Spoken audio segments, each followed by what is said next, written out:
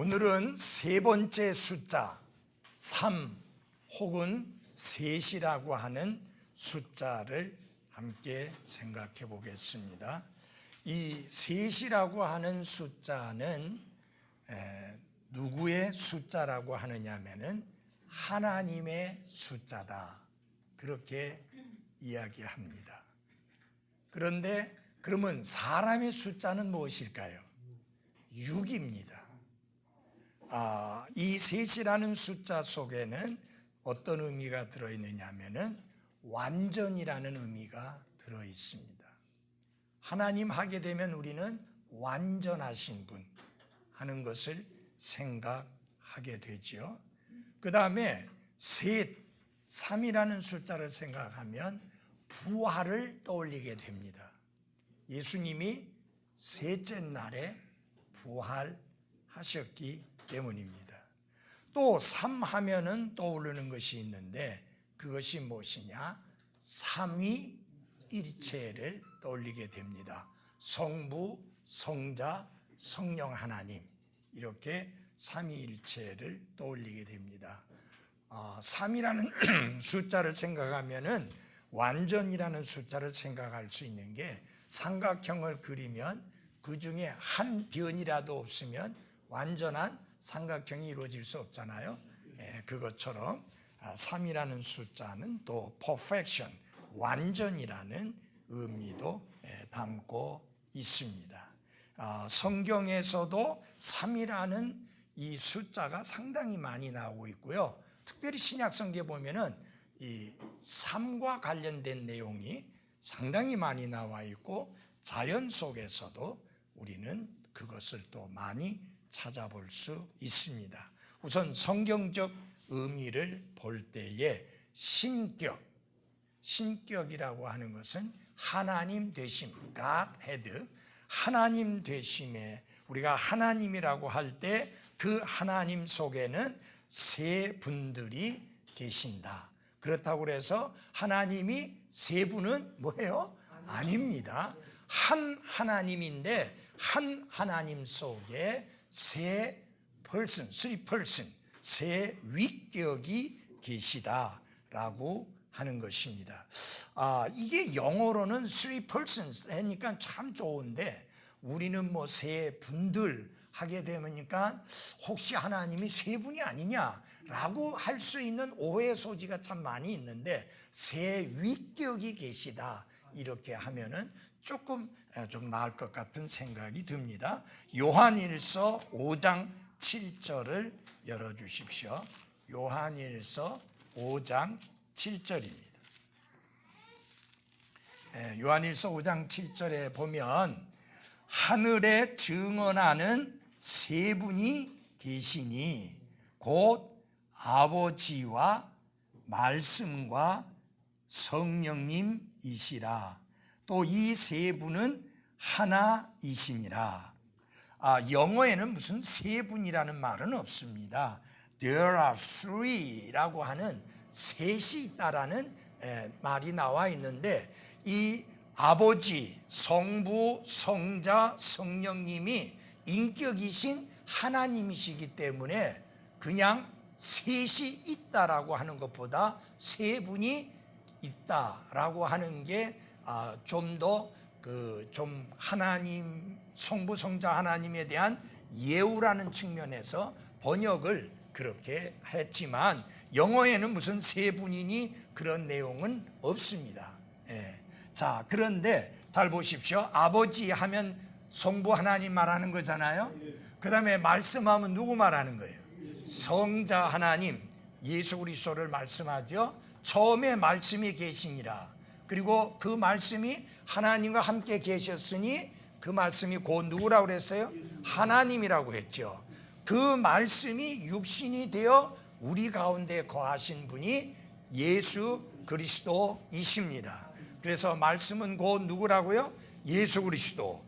그 다음에 성령님은 여러분들이 잘 알고 계시죠.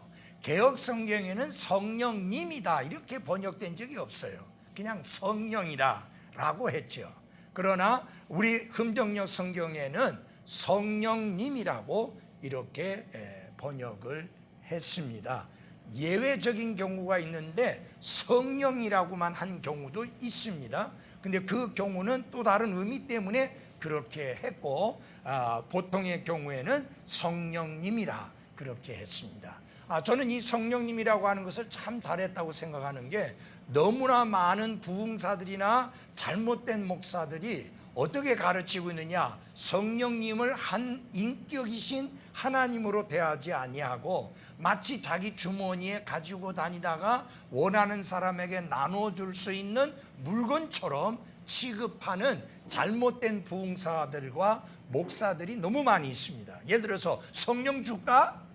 성령 받아 하는 식으로, 그런 식으로 이제 하고 있으니까 마치 성령님이 자기 주머니에 있는 어떤 귀중하고 소중한 물건인 것처럼 가지고 다니다가 원하는 사람에게 척척 던져줄 수 있는 것처럼 그렇게 하고 있기 때문에 성령님이라고 하는 이 표현은 정말 잘한 것이고, 우리말 특징으로 볼 때는 성령님이라고 하는 것이 훨씬 더 정확하고 또 올바른 의미를 전달을 할 수 있습니다. 자, 예를 들어서 여러분, 성령님 주가 그렇게는 못해요. 근데 성령 주가는 해요. 마치 인격이 아니라고 생각하니까. 그래서 이런 것들은 좀 잘못된 것이다 하는 것이고, 그 다음에 그 예수님이 하늘나라에 승천하시기 전에 마지막으로 주신 명령이 무슨 명령이냐면은 가서 복음을 선포해서 사람들이 구원받게 하라는 것이고, 그 다음에 구원받고 난 다음에 바로 이어서 해야 될 것을 뭐라고 그랬습니까? 침례를 베푸는 것이라고 했는데, 그 침례와 관련해서 아버지와 아들과 성령님의 이름으로 침례를 주라. 거기에서도 성부, 성자, 성령 세 위격이 함께 나오는 것을 볼 수 있습니다. 그래서 하나님은 세 위격으로 persons, 세 위격으로 계시는 분이시다라고 이해하시면 됩니다. 거기에 세 위격해서 셋이라는 숫자가 나옵니다. 그 다음에 보면은 고린도후서 12장 2절에 보면은 아주 그 중요한 내용이 또 나와 있습니다. 고린도후서 12장 2절입니다.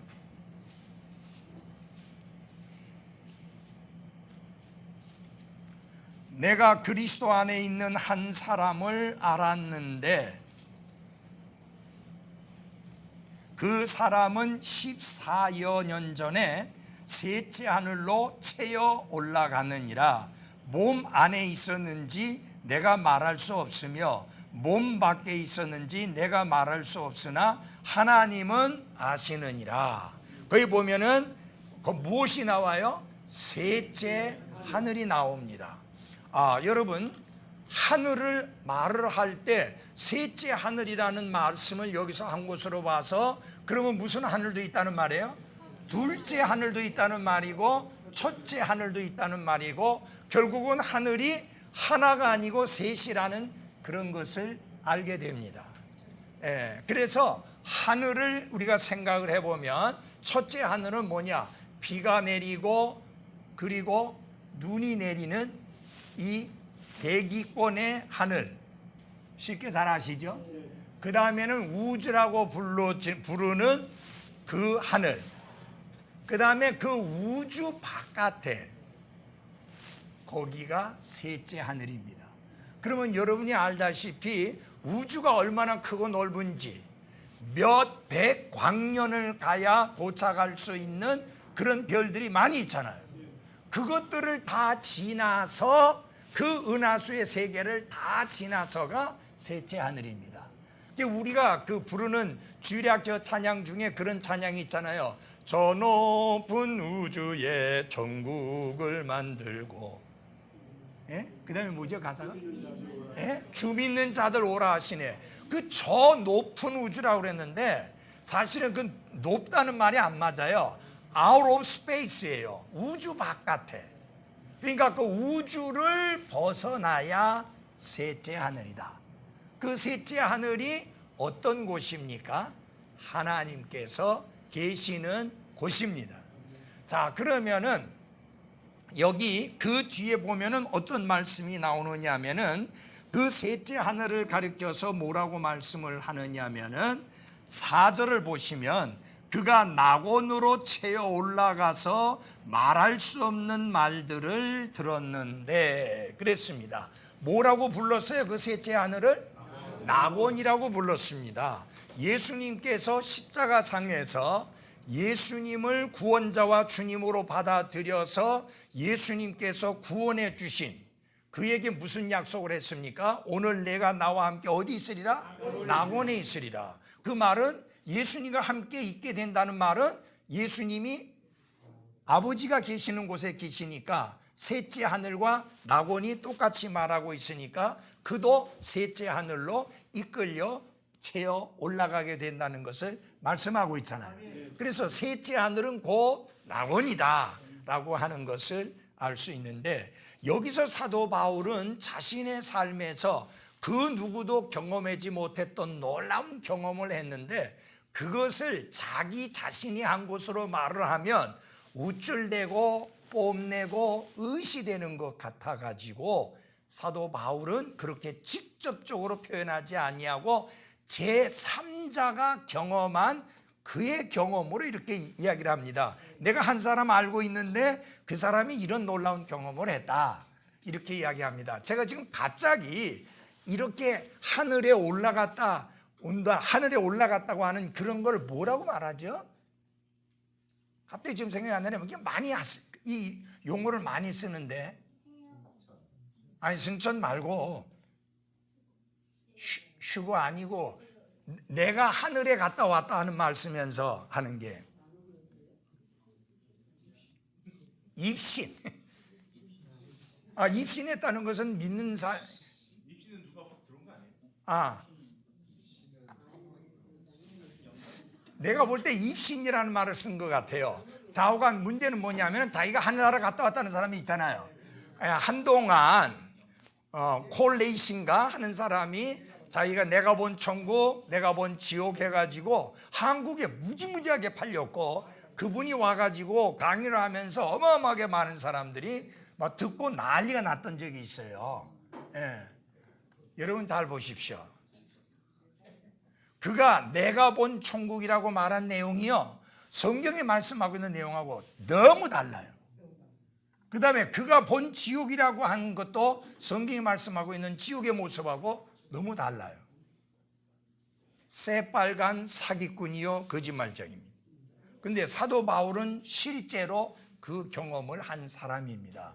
셋째 하늘로 채어 올라갔다 했습니다. 그런데 그 경험을 언제 했느냐? 14여 년 전에 요 고린도 후서를 기록하기 14여 년 전에 그때가 언제였느냐? 어디에 섰느냐? 루스드라라고 하는 곳에서 그렇게 경험을 했습니다. 루스드라에서 복음을 전하다가 유대인들이 그를 미워하고 증오해서 돌로 쳐서 죽은 줄 알고 예루살렘 도시 밖으로 갔다가 버렸어요. 그 왜냐? 죽은 사람은 부정한 자이기 때문에 도시 안에 두질 않습니다. 그래서 도시 바깥에서 장례를 치르고 도시 바깥에다가 버렸습니다. 사람이 죽은 줄 알고라는 말은 무슨 뜻입니까? 사도 바울 자신도 자신이 살아있는지 죽었는지 모를 정도의 상황이 된 거죠. 그게 바로 내가 몸 안에 있었는지 몸 밖에 있었는지 나는 모르지만 누구는 아신다? 하나님은 아신다. 바로 이 특별한 상황 속에서 하나님은 바울에게 그 누구에게도 보여주지 않았던 것을 보여주시고 그 누구도 듣지 못했던 소리를 듣게 해 주셨습니다. 물론 나중에 사도 요한에게는 파노라마처럼 장차 될 일들을 하늘, 땅 모든 그 일어날 일들은 한 땅에서 일어날 일, 하늘에서 일어날 일을 다 파노라마처럼 보여주셨고 그것을 기록하게 하셔서 그 기록된 것이 요한계시록입니다. 그렇지만 사도 바울은 그렇게 파노라마처럼 다 본 게 아니라 잠시 한 셋째 하늘로 채어 올라가서 말할 수 없는 말을 들었고 영광스러운 모습을 잠시 보았습니다. 그건 잠시 있었던 거예요. 그가 다시 한동안 시간이 지나고 난 다음에 깨어 일어나서 다시 그리로 들어갑니다. 그래서 여러분 보십시오. 그들이 보는 앞에서 돌에 맞아서 죽은 사람 같이 되어서 도시 밖에 버려지는 모습을 본 그 그리스도인들, 이제 갓 구원받은 사람들이잖아요. 어린 믿음의 사람들이잖아요. 얼마나 두렵겠어요. 그래서 그들에게 가서 격려하고 용기를 북돋아 주고 힘을 실어주고 난 다음에 루스드라를 떠납니다.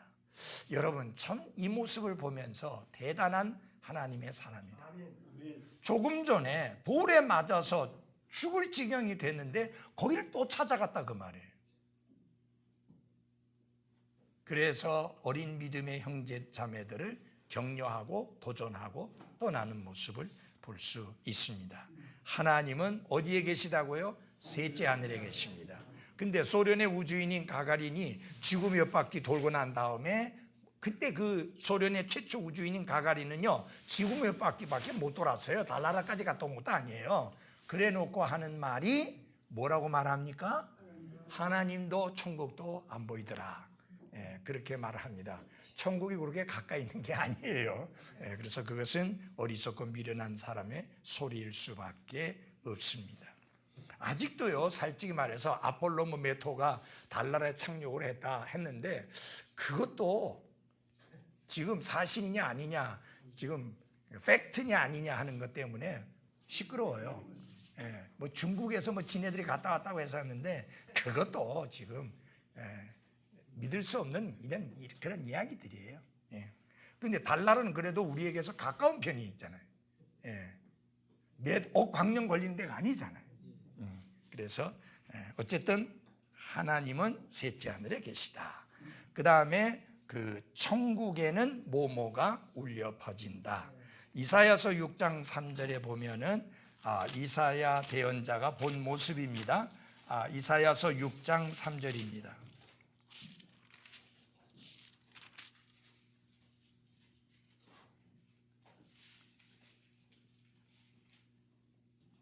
하나가 다른 하나에게 외쳐 이르되 거룩하다 거룩하다 거룩하다 만군의 주여 그분의 영광이 온 땅에 충만하도다 하더라.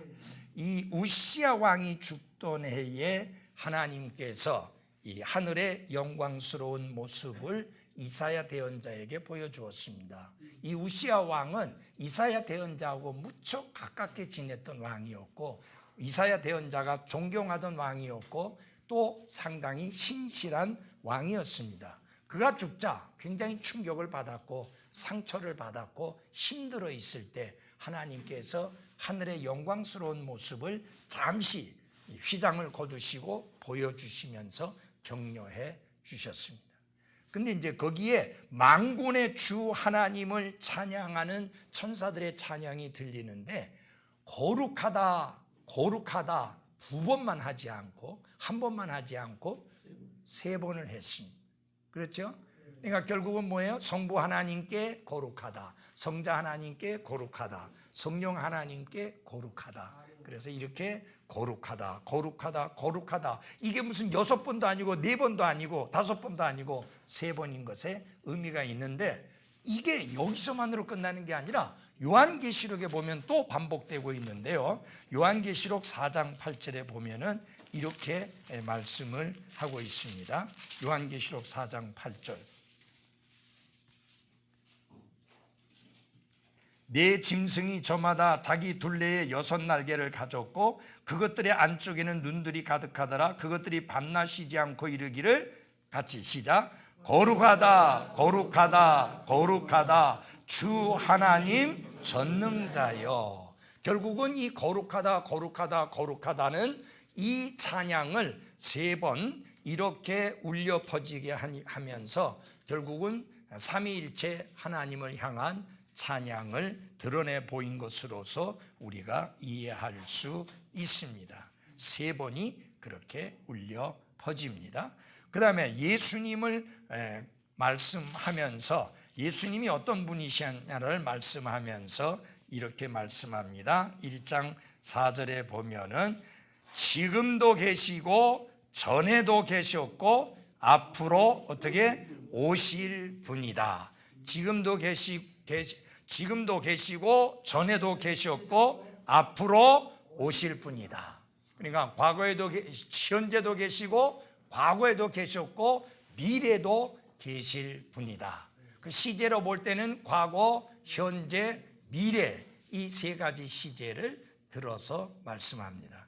근데 여러분 예수님은요 자기 자신을 말씀하실 때마다 영어로 말하면 I was라고 하는 내가 뭐뭐였다라는 표현 잘 안 쓰셨어요. I am이라는 표현을 주로 많이 쓰셔서 근데 그 구약 성경에 모세에게 하나님께서 나는 스스로 계시는 하나님이다 했잖아요.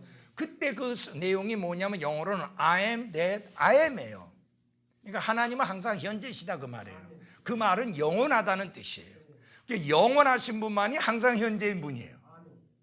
그분은 시작도 없고 끝도 있을 수가 없어요. 그러나 우리는 시작이 있고 끝이 있습니다. 그래서 우리는 과거가 있고 현재도 있고 미래가 있는데 미래는 보장이 되지 않았어요. 우리 모두는 미래가 이때라고 말할 수 있는 큰 소리 할 수 있는 사람이 하나도 없어요. 오늘 이것이 마지막일 수 있거든요. 그러니까 미래에 대해서는 우리가 장담 못하고 큰 소리 못 쳐요. 그래서 나에게는 굉장한 미래가 있다 하면서 미래가 창창하다 밝은 미래가 기다리고 있다. 그거는 우리가 할 수 있는 이야기가 아니에요. 성경 분명히 말하잖아요. 내일 일을 뭐 하지 마라? 사랑하지 말라. 하루 동안에 무슨 일이 일어나는지 아무도 알지 못한다. 여러분 내일을 보장받으신 분이 있어요? 없어요. 아무도 내일을 보장받은 사람이 없어요. 그래서 우리에게는 지나가 버린 과거와 현재만 있을 뿐이지 미래는 없어요. 하나님이 주셔야 있는 거예요. 예. 근데 예수님은 항상 현재이신 분이에요. 자, 이 유대인들에게 말씀하시면서 내가 아브라함이 있기 전에 있었다가 아니라 있느니라 했어요. 아니 여러분 잘 보십시오.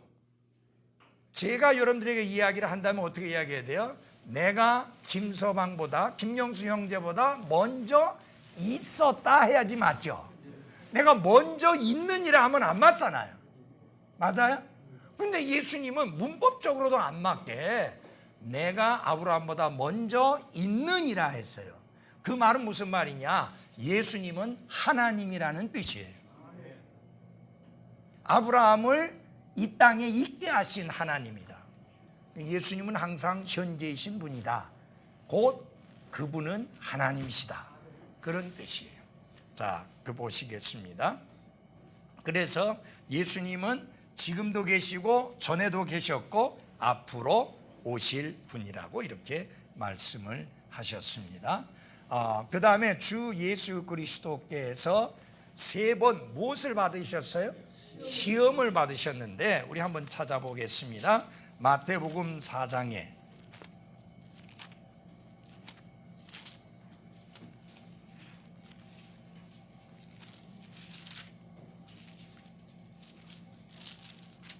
마태복음 4장 1절에 보면 그때 예수님께서 성령의 인도를 받아, 여기는 성령님이라고 안 했죠?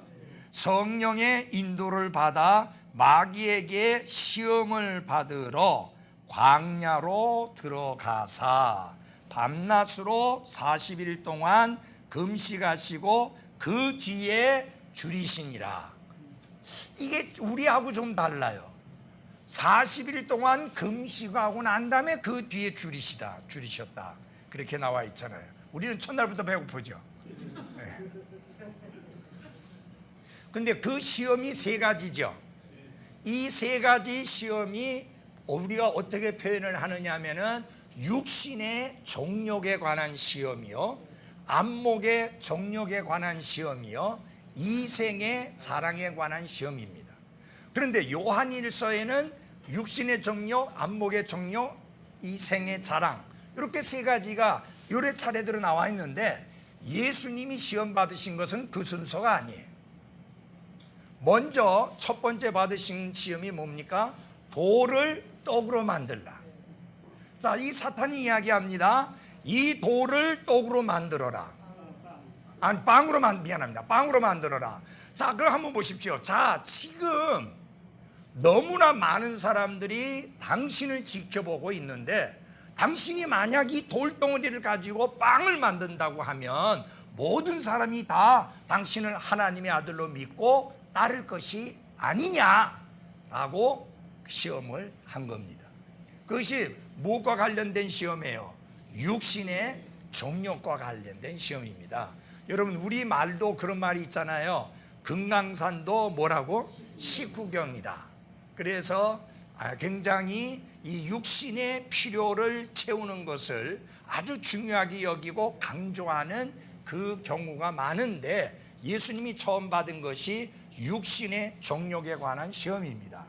두 번째 시험은 뭐냐면은 예수님을 높은 곳에 데리고 올라가고 난 다음에 여기서 뛰어내려라. 그러면 천사들이 나타나서 그 발을 딱 받아주어서 그 발이 땅에 안 부딪히게 할 것이다. 얼마나 멋지냐. 지금 사람들이 보고 있지 않느냐. 이 높은 데서 뛰어내렸는데 죽지 않고 천사가 나타나서 딱 당신의 발을 받아서 땅에 안 닿게 한다면 모든 사람들이 그 광경을 보고 놀래가지고 감동을 받아서 하나님의 아들이라고 믿을 것이 아니냐. 사람들의 주목을 받게 될 것이 아니냐. 정말 주목을 받겠죠. 예, 사람들의 주목을 받는다는 게 뭐예요? 이생의 자랑입니다. 이생의 자랑입니다. 여러분, 왜 사람들이 연예인 되려고 합니까? 사람들의 주목을 받고 싶었어요. 예. 제가 공항을 수도 없이 들락거렸는데 아무도 나한테 주목 안 하더라고요. 근데 연예인들이 나타나면 어디 있다가 몰려드는지 난리가 납니다. 그래서 주목을 받아요. 제대로 걸어가기도 힘들 정도로 더 유명한 연예인이며, 그죠? 그래서 그 소위 말하면 경호하는 사람들이 들러붙어 가지고 사람들 접근하지 못하게 하고. 여러분 잘 보세요. 얼굴 하나 반듯하게 생겼다고, 연기 좀 잘한다고 그렇게 사람들의 주목을 받으니까 죽기 살기로 연예인 달라고 하는 거예요. 가수 되려고 하고 그러는 거예요. 그게 뭐예요? 사람들의 주목을 받는다는 게 뭐냐? 이 생의 자랑입니다. 봐라, 많은 사람들이 나를 쳐다보고 있지 않느냐. 많은 사람이 나를 주목하고 있지 않느냐. 예. 저는 이때까지 살면서 그렇게 사람들의 주목을 받아본 적이 없어요. 왜냐하면 내가 연예인이 아니니까. 근데 용호동에 갔다가 몇몇 사람들에게 주목을 받은 적이 있어요. 사람들이 몰려와서 나한테 인사를 하고 그랬어요. 전혀 모르는 사람인데. 왜 그랬느냐? 나를 이기택 씨로 착각을 했어요. 정치인이 이기택 씨. 그 사람 죽었죠. 예. 그 사람으로 나를 착각해가지고 나보고 와서 막 이야기를 해. 나 김희옥이고 목사라고 아무리 이야기해도 이 사람들이 잘 안 믿더라고요. 예. 그래서 이 생의 자랑 때문에 사람들이 그렇게 자신의 삶을 들여서 애써서 연예인이 되려고 하고 또 정치인이 되려고 하는 그런 면들이 있는 겁니다. 사람들이 주목하지 않는다면 아무도 그거 되려고 안 해요. 예를 들어 보십시오. 유명 연예인이 지나가는데 아무도 주목하지 않고 아무도 와서 사인해달라 하지 않고 아무도 와서 뭐 사진 찍으려 하고 그래 안 한다면 재미 하나도 없잖아요. 그러면 그렇게 주목을 못 받으면 안 할라 한다 그 말이에요.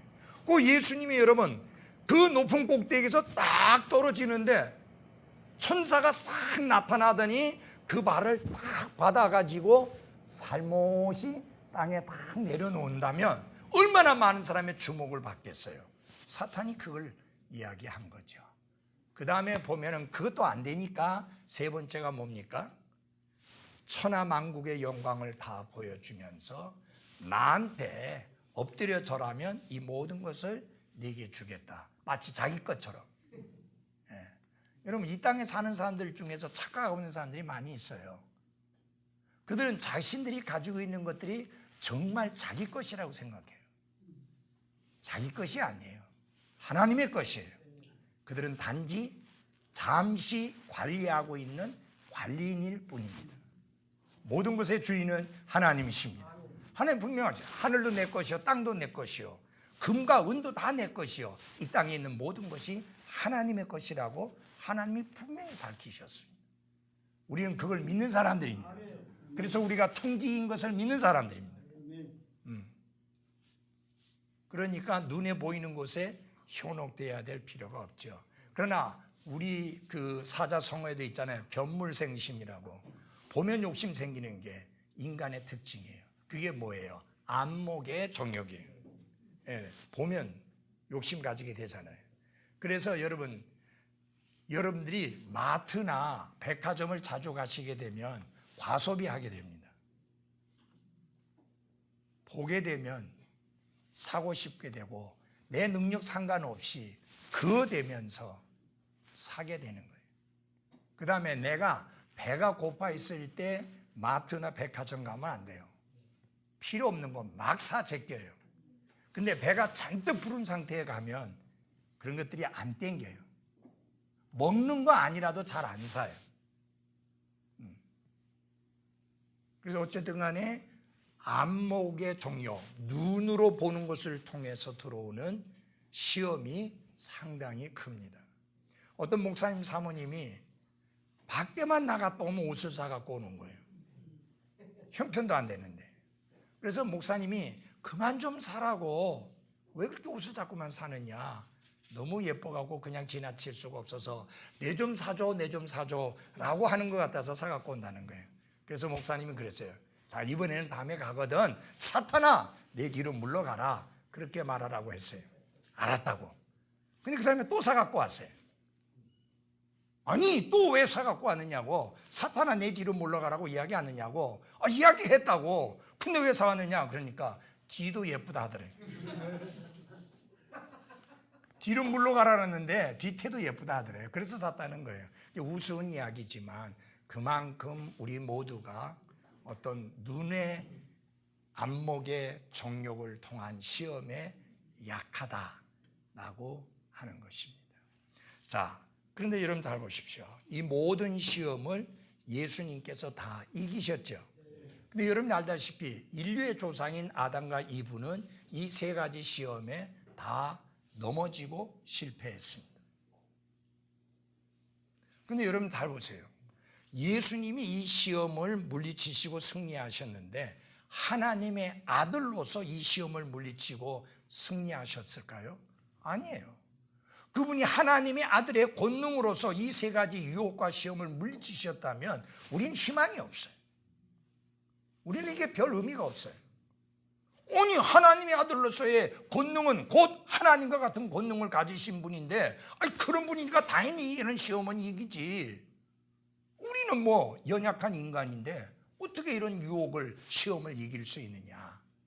성경에 보게 되면 예수님은 하나님의 아들로서의 권능으로 이기신 게 아닙니다. 그리고 여러분과 저도 똑같이 이길 수 있는 분명한 사실을 보여주셨습니다. 자, 우리 다 같이 마태복음 4장 4절을 보십시오. 그분께서 응답하여 이르시되 기록된 바, it is written, 기록된 바. 무엇을 사용하셨어요? 말씀, 기록된 말씀. 하나님의 말씀으로 이 시험을 물리치시고 이기셨다 그 말입니다. 그 말은 곧 여러분과 제가 시험을 받을 때에 어떻게 하라는 말이냐. 하나님의 말씀으로 물리치고 이기라고 하는 뜻입니다.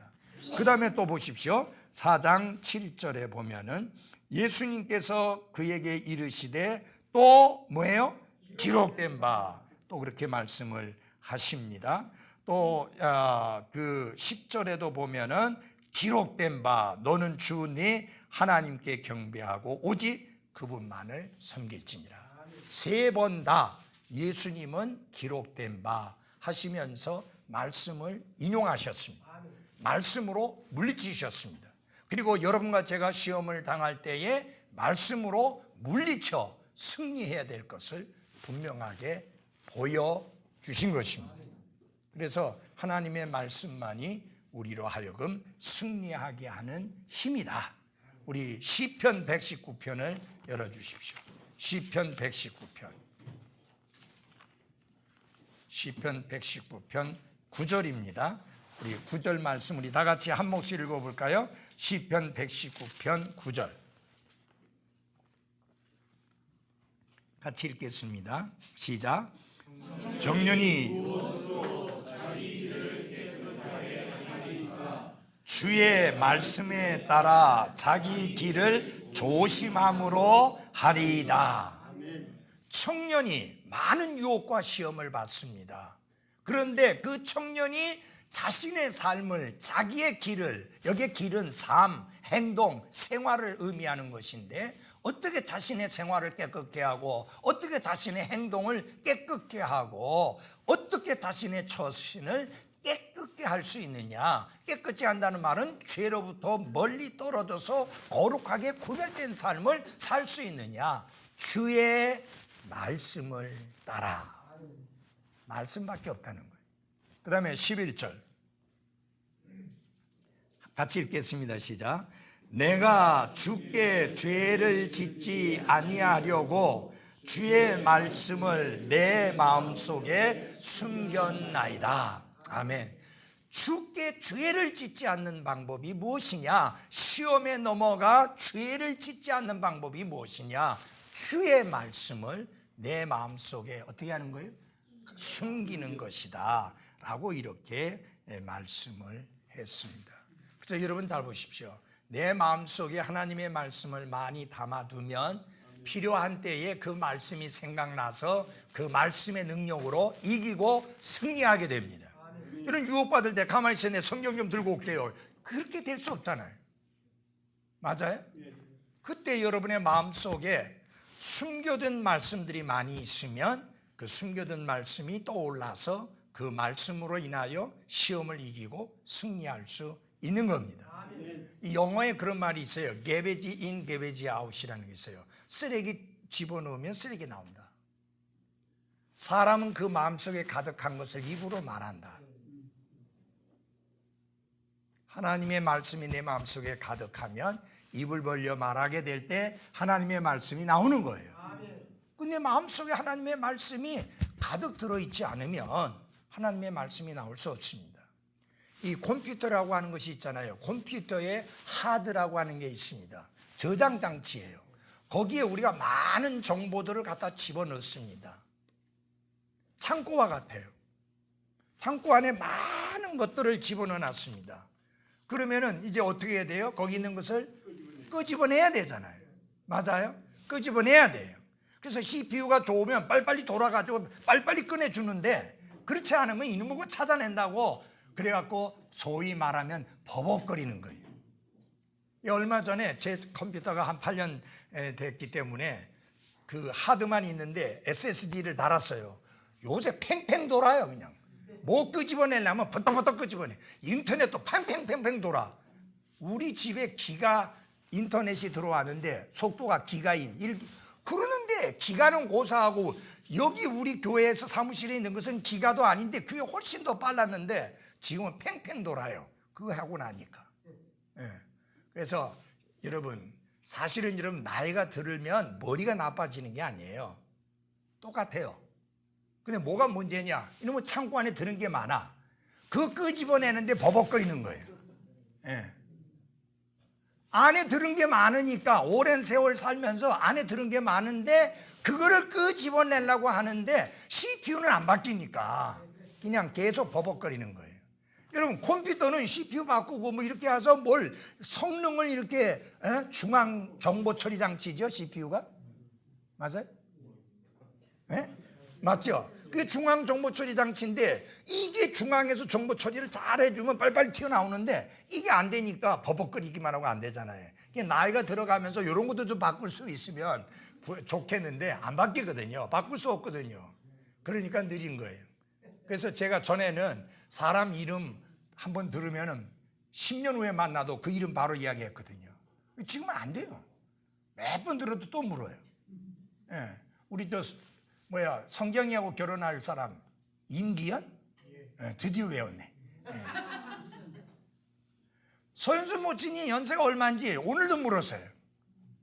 그러니까 서인재 모천이 뭐라고 이야기하느냐면 목사님보다 10년 딱 차이 난다고 생각하시면 됩니다. 그렇게 하시면 그러니까 쉽더라고. 예. 그러니까 내 나이에다가 10년만 딱 더하면 되니까. 예. 그러니까 쉬워. 그렇지 않으니까 뭐 이제 어쩌다가 하면 송은춘이 올해 연세 어떻게 되시죠? 하면은 전에도 물으셨는데. 예. 그래서 자식들은 부모가 뭐 한 말 또 하면은 이거 한 번만 더 하면 100번이거든요. 그런 소리 하는데 그렇게 하면 안 돼요. 예. 소위 말하면 니들도 하면 노인이 돼봐. 같은 소리 반복하는 게. 예. 그래서 자식들은 절대 부모님에게 그렇게 이야기하면 안 되고 처음 듣는 것처럼 또 묻고 흥미있게 들어주고. 우리 큰아들은 절대 그렇게 안 물어요. 그렇게 안 해. 한 번만 더 하면 100번이라는 소리 안 해. 그냥 대답해줘. 근데 딸내미는 아버지 그 한 번만 더 하면 100번이거든요. 그러거든요. 예. 예. 자, 그 다음에 6번째로 예수님께서 이 땅에 계셨을 때 죽음으로부터 살린 사람이 몇 명이에요? 3명이에요. 예, 그래서 한번 보시겠습니다. 먼저 누가복음 7장에서 보도록 하겠습니다. 누가복음 7장입니다. 누가복음 7장.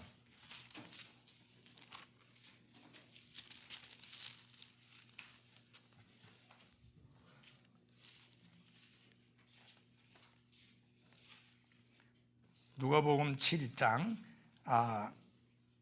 여러 절을 다 안 읽고 이렇게 그냥 간단히 한 절만 읽겠습니다. 14절 가셔서 관에 손을 대시니 그를 나르던 사람들이 멈추어서니라. 그분께서 이르시되 청년아 내가 내게 이르노니 일어나라 하심에 죽었던 그가 앉아서 그 다음에 큰 소리로 시작 말하기 시작하거늘. 자, 예수님께서 나인이라고 하는 도시의 한 청년이 죽었는데 그는 과부의 외아들이었습니다. 여러분, 과부의 외아들이 죽었으니 온 세상을 잃은 것과 같은 심정입니다. 아들 달랑 하나 있는데 그 아들이 죽었습니다. 거기다가 그 엄마는 과부입니다. 그러니까 다시 아들을 얻을 수 있는 길이 전혀 없습니다. 그러니까 마치 이 여인에게는 온 세상을 잃어버린 것과 같은 상황입니다. 그 상황에서 예수님이 그 청년을 일으켜 주셨는데 그가 살아나고 나서 제일 먼저 한 게 뭐예요? 그거 보세요. 여러분들 성경 읽으시면서 그냥 덜렁덜렁 읽잖아. 아까 같이 읽은 이유가 있는데 말하기 시작하니라. 살아나자마자 이 청년이 한 것은 말하기 시작한 거예요. 내가 왜 이것을 말하고자 하느냐? 구원받고 나면 말하기 시작한다. 하나님께서 자신에게 행하신 크고 놀라운 일을 말하기 시작한다.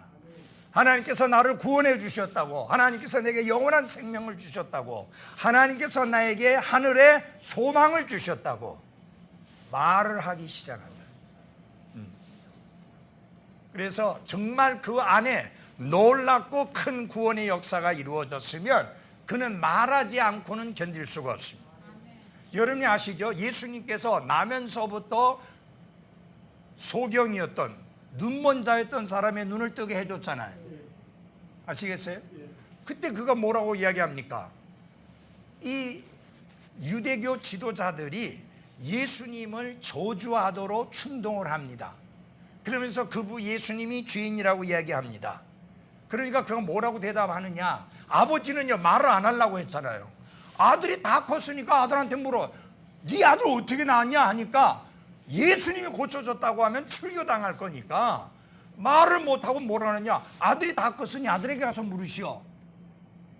그러니까 이제 아들에게 와서 이제 묻는 거예요. 그러면서 예수님이 이제 예수님을 이제 비난하고 욕하고 이렇게 하면서 죄인이라고 하니까 그 얼마나 멋지게 대답합니까? 내가 알고 있는 데는 하나님이 죄인의 기도를 말을 듣지 않는 줄로 알고 있는데 한 방 먹었잖아요. 그러면 그분이 너를 어떻게 눈을 뜨게 했느냐 하고 이제 물으니까 뭐라 그래요? 굉장히 복잡한 신학적인 어려운 질문을 던졌는데 나는 그건 모르고, 그러나 내가 한 가지 아는 것은 내가 전에 소경이었다가 이제는 보는 것입니다. 여러분, 입이 뚫어졌어요. 그 전에 이 소경이 한 말이 한마디도 없어요. 근데 눈을 뜨고 난 다음에 그의 입이 열리기 시작했고 그가 말하기 시작했습니다. 그러면서 예수 그리스도의 권능과 자기에게 일어난 놀라운 그 변화를 말한 겁니다. 전에는 내가 보지 못하였으나 이제는 내가 본다. 그 말씀의 기초에서 찬송을 작사한 게 그 Amazing Grace, 그 찬송이에요. 예? 내가 전에는 소경이었으나 이제 본다는 내용이 바로 그 찬송가 가사 속에 들어있잖아요. 그래서 구원받으면 특징이 뭐냐? 말을 하기 시작한다. 하나님께서 행하신 놀랍고 큰 일을 말하기 시작한다. 여러분도 예수님을 말합니까? 그분이 여러분에게 허락하신 놀랍고 큰 구원에 대해서 이야기합니까? 가만히 있을 수가 없어요. 내가 말하지 않을 수가 없느라. 사도들도 그랬잖아요. 말하지 않을 수가 없느냐. 하나님 앞에서 너의 말 듣는 거하고 하나님 말씀 듣는 거하고 어떤 것이 옳은가 생각해봐라. 우리는 보고 들은 것을 어떻게 말하지 않을 수 없느라. 내게 이루어진 일이 너무 놀랍고 크기 때문에 구원받은 그리스도인은 말하지 않을 수 없다. 여기 보니까 나인성 그 나인 도시의 과부의 아들은 살리심을 받자마자 시작하기 시작한 것이 말하기 시작했다.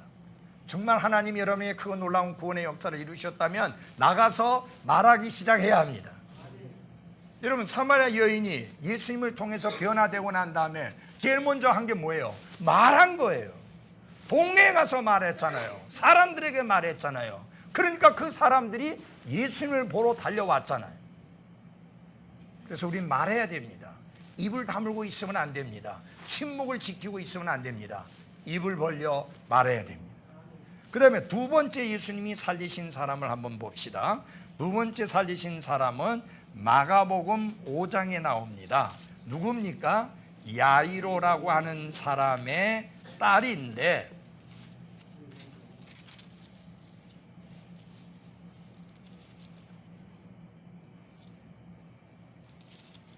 (5장 22절부터) 있는 말씀인데요.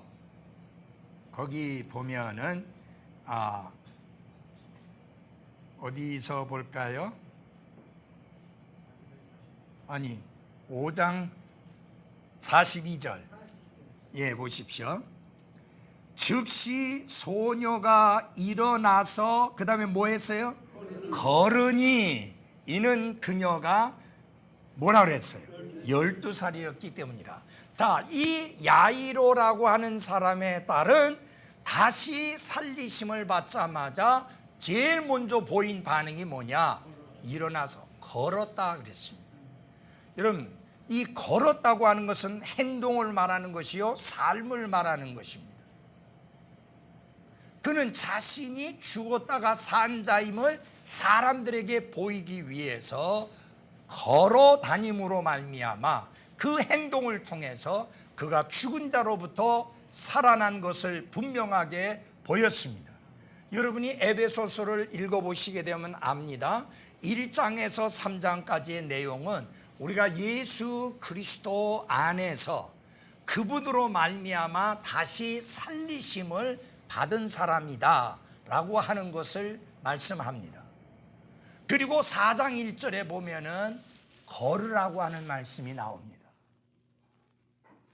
무슨 말이에요? 그리스도인이면 그리스도인답게 걸어라. 그리스도인답게 행동하라. 그리스도인답게 생활하라. 행동은, 걷는 거는 사람들이 눈으로 보고 알 수 있는 겁니다. 이제 우리는 입으로만 말할 것이 아니라 내 생활을 통해서 내가 그리스도 예수님 안에서 새로운 창조물이 되었음을 드러내 보여야 합니다. 무엇으로? 행동으로, 내 걸음걸이로, 내 삶의 모습으로, 내 생활로, 내 가치관과 인생관을 통해서 그것을 드러내 보여야 합니다. 여러분 보십시오. 예수님이 처음에 들어갔을 때 사람들이 떠들고 슬퍼했습니다. 떠들었다는 말은 뭐예요? 죽었으니 통곡을 한 거예요. 그때 예수님이 왜 이렇게 통곡하고 왜 이렇게 시끄럽게 하고 왜 이렇게 슬퍼하고 우느냐? 이 아이가 죽은 게 아니라 잔다. 그러니까 그 사람들이 예수님을 조롱하고 비웃고 비난했습니다. 여러분 다 보십시오. 예수님께는 자고 있는 것이나 죽어 있는 것이나 똑같습니다. 죽은 자를 일으키는 것이나 자고 있는 자를 일으키는 것이나 예수님께는 하나도 차이가 없습니다. 그래서 예수님께서 뭐라고 하죠? 손을 잡고는 일어나라 하니까 일어났습니다. 많은 사람들이 지켜보고 있지 않습니까? 거기에서 그 아이가 걸어 다님으로 말미암아 분명하게 살아난 것을 행동으로 보였습니다. 이제 여러분 그리스도인의 삶에 있어서 행동은 굉장히 중요합니다. 정말 중요합니다. 그 다음에 세 번째 나사로의 경우를 보겠습니다. 요한복음 11장 43절입니다.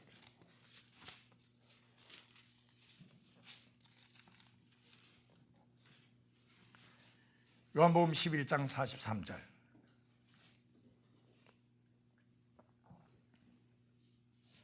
그분께서 이렇게 말씀하시고 큰 소리로 외쳐 나사로야 나오라 하시니 44절에 보면 죽은 자가 수의로 손발이 묶인 채 나오는데 그의 얼굴은 수건으로 묶였더라. 같이 읽겠습니다. 시작. 예수님께서 그들에게 이르시되 그를 풀어주어 그가 다니게 하라 하시니라. 아멘. 여기 또 중요한 의미가 있습니다. 여러분 우리나라 사람은 사람이 죽고 나면은 수의를 입히면서 그 다음에 하는 게 염을 합니다. 적게는 8군데를 묶습니다. 굉장히 보기가 흉해요. 8군데를 이렇게 묶어요. 네, 관에 집어넣기 전에 머리 씌우고 묶고 팔 묶고 그 다음에 허리 부분 묶고 다리 부분 묶고 무릎 부분 묶고 해서 8번. 많이 묶는 사람은 12군데를 묶는. 근데 이스라엘 사람들은 그렇게 안 합니다. 저희 아버님이 돌아가셨을 때 이스라엘 사람들 입간시킬 때 하듯이 했습니다. 어떻게 했는가?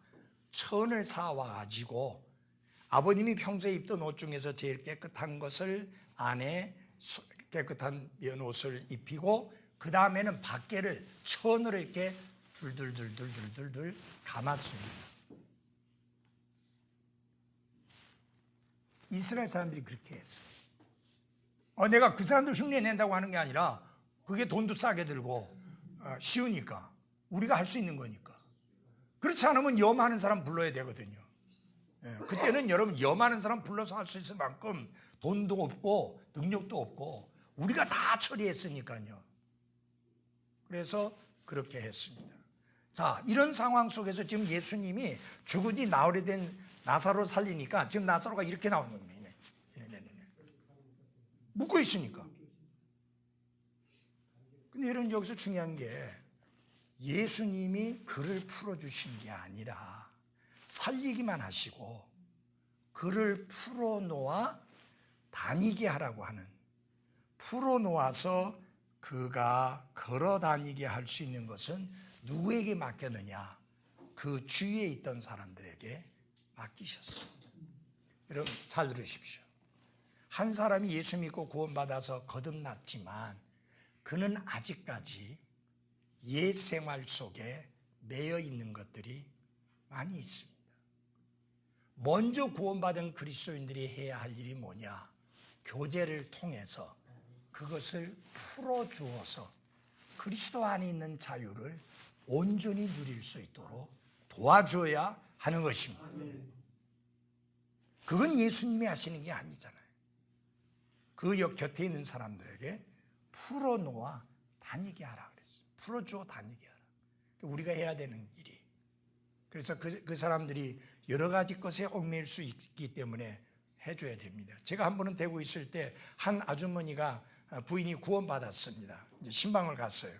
갔더니 소위 말하면 신주단지라는 거 아시죠? 그런 것이 이제 농위에 올려져 있더라고요. 그래서 자매님, 이제는 저런 거 다 버리셔야 합니다. 버려야 되는 거 아는데 겁이 나서 못 버리겠다는 거예요. 그래서 내가 버려줄 테니까 상관하지 않으시겠습니까? 목사님 괜찮으시겠어요? 아니요, 이거 아무것도 아닙니다. 그래가지고 내가 끄집어내려서 마당에다가 내동댕이를 쳐서 박살을 내버렸습니다. 저 오늘까지 멀쩡히 살고 있잖아요. 아무 문제. 그리고 그분이 저런 것들이 아무런 힘도 없고 아무런 도움도 안 주고 아무 의미도 없구나 라는 것을 확실하게 깨닫게 된 겁니다. 근데 만약에 그렇게 해주지 않았다면 예수님을 믿고 구원받은 사람이면서도 그거를 두려워할 수 있었다는 이야기. 그런 것들을 풀어놓아 주는 게 우리 그리스도인들의 교제입니다. 그래서 굉장히 중요한 거예요. 그 다음에 여러분, 나사로에게 중요한 게, 나사로는 죽기 전에도 한마디 한 개 기록이 안 돼 있고 살아나고 난 다음에도 그가 한 말이 한마디도 기록이 되어 있지 않습니다. 근데 그가 취한 행동이 딱 하나 기록되어 있습니다. 다 같이 요한복음 12장 1절을 찾으십시오. 요한복음 12장 1절입니다. 그 뒤에 예수님께서 유월절 엿새 전에 베다니에 이르셨는데 거기에는 이미 죽었던 나사로 곧 그분께서 죽은 자들로부터 살리신 자가 있더라. 거기서 그들이 그분을 위해 저녁 식사를 베풀었는데 마르다는 섬기고 같이 읽겠습니다. 시작. 나사로는 그분과 함께 상에 앉은 자들 중에 있더라. 여러분 아십니까? 나사로 때문에 많은 사람이 예수님을 믿었다라는 말씀 아시죠? 그래서 예수님만 미워한 것이 아니라 나사로도 미워했습니다. 그러면 나사로의 어떤 모습이? 그 예수님과 함께 사람들이 모여있던 자리에 식사를 하기 위해 함께 앉아있던 예수님과 함께한 자리에 나사로가 거기 떡 버티고 앉아있는 거예요. 아무 말도 안 했어요. 그냥 그 자리에 앉아있었을 뿐이에요. 다른 사람들과 더불어 앉아있었을 뿐입니다. 그 자리에는 누가 있었냐? 예수님과 함께 앉은 자들 중에 있었다. 이거 우리가 뭘 가르쳐 주겠습니까? 우리가 모여야 할 때에 그 자리에 함께 있는 것이 중요하고 좋은 간증이다. 예를 들어서 여러분 주일날 다 하나님께 영광 드리러 경배 드리러 가는데 여러분 집에서 혼자 텔레비 보고 있다. 불신자 가족이 여러분 쳐다보면서 무슨 소리 하겠습니까? 여러분 이 소리 들어요. 오늘도 교회 가려고? 예, 그 소리 들어야 돼요. 가야지요 하고 일어나서 와야 됩니다. 여러분, 그리스도인들이 예수 그리스도의 이름으로 함께 모인 그 자리에 여러분이 한마디 말을 안 하더라도 함께 앉아 있어야 합니다. 아멘. 여러분, 설교 시간, 우리 예배 시간 한번 모십시다. 함께 찬송 부르는 시간 말고는 여러분 전부 다 입 꾹 다물고 가만히 있습니다. 아멘 할 때 빼놓고, 그죠? 저 혼자 떠들고 저 혼자 설교합니다. 아무 소리 안 하지만 그 자리에 앉아 있는 게 얼마나 중요합니까? 모이지 않으면 교회가 이루어질 수 없어요. 교회의 중요성은 모이는 거예요. 모이지 않으면 안 돼요. 여러분, 교회라는 것 자체가 불러냄을 받은 무리, 모임이잖아요. call out, 불러냄을 받은 assembly, 모임이잖아요. 그 모임 속에는 모이는 자가 있어야 모임이 이루어지는 거지, 아무도 안 오면 모임이 이루어지는 게 아닙니다. 그래서 정말 교회 사역 속에, 여러분의 교회 생활 속에 중요한 것은 모이기를 힘쓰는 것이다. 반드시 함께 있어야 될 자리에 앉아 있어야 합니다. 아멘. 굉장히 중요한 거예요. 여러분 보십시오. 나사로는 한마디 말도 하지 않았지만 나사로가 그 자리에 앉아 있음으로 인해서 어떤 것이 드러나게 됩니까? 예수님께서 죽은 자들로부터 일으키신 자가 저 나사로다 라는 것이 공개적으로 증거가 되잖아요. 증언이 되잖아요. 그래서 여러분 잘 보십시오. 여러분이 예배 시간 속에 함께 앉아 있는 것이 그만큼 중요한 의미가 있다는 거 잊지 마시기를 바랍니다. 모이기를 힘쓰라고 말씀하신 이유가 다 거기에 있습니다. 아시겠죠? 네, 그렇게. 그래서 구약 성경에도 죽은 자들이 다시 살게 되는 3번의 사건이 있었던 것을 우리가 볼 수 있습니다. 같은 그런 맥락에서 그렇게 우리가 이해를 할 수가 있습니다. 그 다음에 7번째 보면은 예수님께서 동산에서 몇 번 기도하셨다고요? 3번 기도하셨어요. 마태복음 26장 한번 찾아보겠습니다. 마태복음 26장.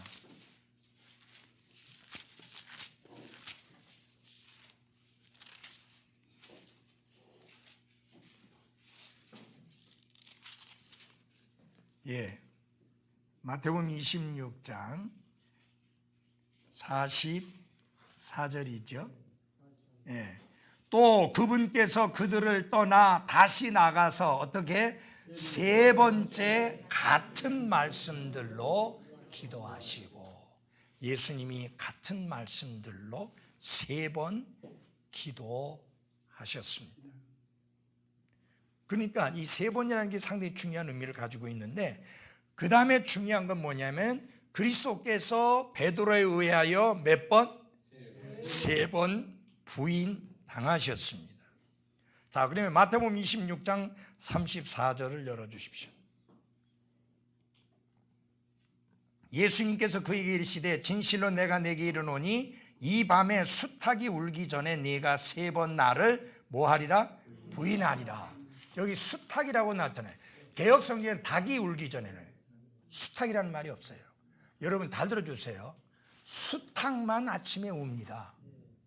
암탉은 알 낳았을 때만 울지 다른 때는 안 울어요. 그러니까 흠정역 성경이 얼마나 정확하게 해놨느냐 그 말입니다. 아시겠어요? 그냥 아침에 빨리 일어나라고 아침을 알리는 거는 수탉이 하는 거예요. 예. 수탉이 울기 전에 3번 울기 전에 수탉이 울기 전에 3번 나를 부인하리라. 근데 여러분 베드로가 예수님을 부인하고 그 다음에 뭐까지 했어요? 맹세까지 하고 마지막에는 뭐까지 했어요? 저주까지 했습니다. 끔찍하죠. 자, 그렇게 했는데 예수님께서 그 베드로를 회복시키실 때에도 똑같이 3번을 물으셨습니다. 예, 우리 다 같이 요한복음 21장을 찾아주시기 바랍니다. 요한복음 21장.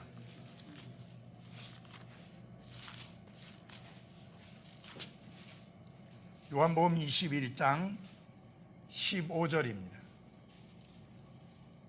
이처럼 그들이 먹은 뒤에 예수님께서 시몬 베드로에게 이르시되 요나의 아들 시몬아 네가 이것들보다 나를 더 사랑하느냐 하시니 그가 그분께 이르되 주여 그러하나이다. 내가 주를 사랑하는 줄 주께서 아시나이다.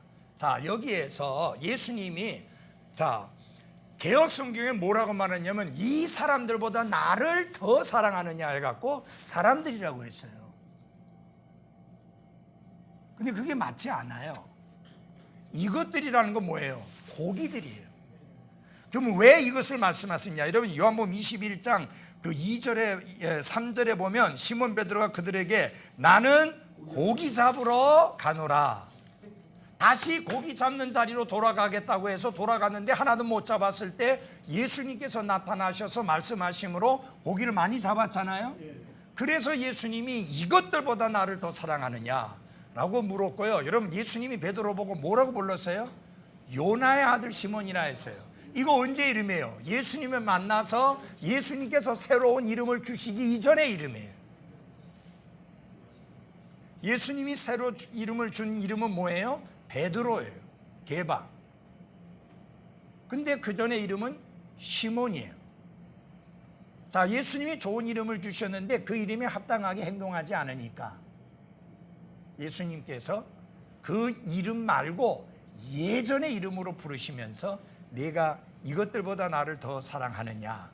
그래서 3번을 묻는데, 자, 뭐 이 사랑이 처음에는 뭐 그리스어로 무슨 뭐였다가 그 다음에는 무슨 필레오였다가 뭐 아가페 했느니 시잘데없는 소리 하는데 그런 거 다 그렇게 복잡하게 할 필요 없어요. 그냥 사랑하느냐. 근데 베드로의 대답을 한번 중요하게 보시기 바랍니다. 주께서 하시나이다 하잖아요. 여러분 여기 이게 중요한 거예요. 베드로가 변화된 게 전에는 뭐예요? 자기가 자신에 대하여 얼마나 긍지를 가지고 있었고 얼마나 자기 자신을 신뢰를 했는지 모든 사람이 예수님을 다 버려도 난 버리지 않겠습니다. 내가 죽을지언정 예수님 버리지 않겠습니다. 그건 뭐예요? 자기 신뢰예요. 자기 신념이에요. 셀프 컨피던스예요. 자기 자신에 대한 자신감이에요. 근데 이번에는 뭐라고 대답해요? 주께서 하십니다. 주께서 하십니다. 주님이 다 하십니다. 그러니까 내가 큰소리 쳐봤자 말짱 헛일이라는 거 이제 제가 절실히 깨달았으니까 저 이제 더 이상 큰소리 안 치겠습니다. 저 더 이상 내 자신을 신뢰하지 않겠습니다. 이렇게 변화된 모습을 볼 수가 있습니다. 여러분, 베드로가 예수님 모른다고 부인하고 맹세하고 저주한 것은 물론 잘못했지만, 근데 베드로에게서 발견하는 놀라운 것은 뭐냐? 그가 빨리 회복되었다고 하는 사실입니다. 그래서 벌써 사도행전 2장에 보면은 하나님 앞에 귀하게 쓰임받는 베드로의 모습, 예수님이 말씀하시니 너희가 나보다 더 큰 일을 하리라. 예수님 한 번의 설교에 3,000명 구원받은 적 없어요. 그런데 베드로는 한 번의 설교에 3,000명 구원받고 그날에 또 3,000명이 침례 순종하고, 나중에는 3,000명이 아니라 그보다 훨씬 더 많은 사람들, 나중에 숫자 계산하기 어려우니까 허다한 무리 이렇게 했습니다. 그러니까 베드로, 예수님은 120명밖에 목회를 못했는데 베드로는 적게는 3만 명의 회원을 가진, 많게는 10만 명의 회원을 가진 교회를 돌볼 수 있는 그런 사람이었다 그 말이에요. 왜 그렇게 쓰임 받았느냐요? 회복되었기 때문에. 그래서 우리는 모두 다 잘못할 수 있습니다. 우리는 모두 다 불순종할 수 있습니다. 우리는 모두 다 그릇 행할 수 있습니다. 근데 중요한 건 뭐냐? 빨리 회복하고 바로 하는 것입니다.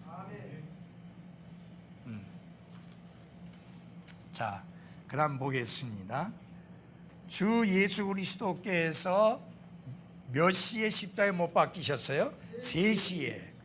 또 3시간 동안에 무엇이 있었다고 했습니까? 어둠이 있었다라고 했습니다. 여러분 여기 3시는 새벽 3시라든지 오후 3시라든지 그런 3시가 아니고 이스라엘이 시간을 계산하는 그 계산에 의한 겁니다. 그래서 예수님은 총 6시간 동안 십자가에 달리셨습니다. 왜냐하면 9시에 운명하셨기 때문에. 여러분 십자가에 6시간 달렸다는 것은 정말 끔찍한 고통입니다. 그리고 여러분 그 사람들이 이렇게 담아가지고 그릇에, 조그만 그릇에 담아서 예수님께 드렸는데 예수님이 그것을 마시지 않았죠. 그게 뭐냐면 진통제예요. 당시에 십자가형을 치룰 때 그래도 죄수를 조금 배려해서 준다고 하는 것이 진통 효과가 있는 그것을 한 모금 마시게 하는 겁니다. 그래서 순간적으로나마 고통을 잊게 만드는 건데 예수님은 마지막 끝까지 여러분과 저의 죄로 인한 고통이 얼마나 끔찍한 것이고 얼마나 저주스러운 것인지를 마지막 하나도 남김없이 다 받으신 그 주님인 것을 보여주고 있습니다. 그리고 예수님은 우리 다 알고 있는 대로 언제? 셋째 날에 죽음에서 부활하셨습니다. 네, 우리는 거기까지만 하도록 하겠습니다. 자, 그런데 여러분 여기에서 한 가지 좀 짚고 넘어갈 게 있어요. 장로교회 사람들도 그렇게 하고 특별히 천주교는 말할 것도 없습니다. 예수님이 어느 날 십자가에 달렸다고 그들이 가르치고 주장하느냐? 금요일 날 십자가에 달리고 죽으셨다고 가르칩니다. 그러면 여러분 잘 보십시오. 왜 성금요일이라고 하느냐? 예수님이 십자가에 달려 죽으신 날이기 때문에 그런 표현을 쓰는 거예요. 그래서 홀리 프라이데이라고 합니다. 그러나 예수님이 십자가에 금요일 날 달리시면 3일 밤낮이라는 말씀이 이루어질 수가 없어요. 그 다음에 참고로 이스라엘은 저녁이 되고 아침이 되니 이는 첫째 날이라 그렇게 계산합니다. 그렇게 계산하게 되면 절대로 금요일일 수 없습니다. 수요일. 나중에 기회 있으면 왜 수요일인지 좀 더 설명을 해드리도록 그렇게 하겠습니다. 자, 그리고 예수님이 친히 말씀하셨잖아요. 요나가 밤낮 물고기 뱃속에 3일 있었던 것처럼 예수님도 그러하다. 그렇게 분명히 말씀을 하셨죠. 그래서 셋이라는 숫자 상당히 중요한 의미가 있습니다. 하나님의 숫자, 삼위일체 하나님, 완전하신 하나님, 그리고 그분의 부활은 완전한 부활입니다. 그런데 여러분, 예수님께서 이 땅에 계시는 동안 3명을 부활시키셨고 또 구약시대에 보면은 3사람의 경우가 죽은 자 가운데서 부활한 경험이 있습니다. 그 6사람들의 부활의 특징이 뭐냐? 부활했지만 그 다음에 다시 죽었습니다. 안 죽고 계속 산 게 아니라 죽었습니다. 그래서 그들을 부활의 첫 열매라고 하지 않습니다.